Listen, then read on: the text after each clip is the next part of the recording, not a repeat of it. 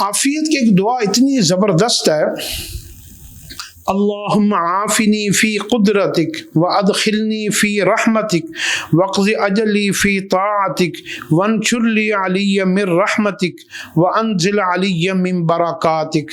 اے اللہ، آپ اپنی قدرت کاملہ کے ساتھ، اپنی ساری طاقتوں کے ساتھ میرے ساتھ ایسا معاملہ فرمائیے کہ مجھے ہمیشہ عافیت میں رکھیے اور اپنی رحمت میں مجھے ڈھانپ کر رکھیے۔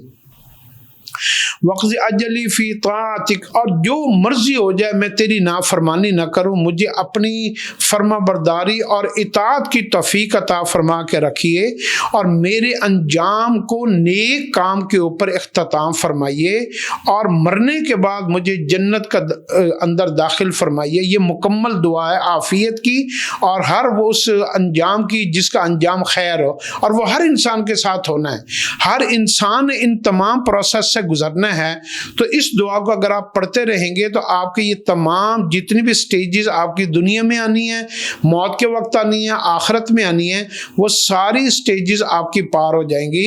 اللہم عافنی فی قدرتک وادخلنی فی رحمتک واقض اجلی فی طاعتک واختم لی بخیر عملی واجعل ثوابہ الجنہ۔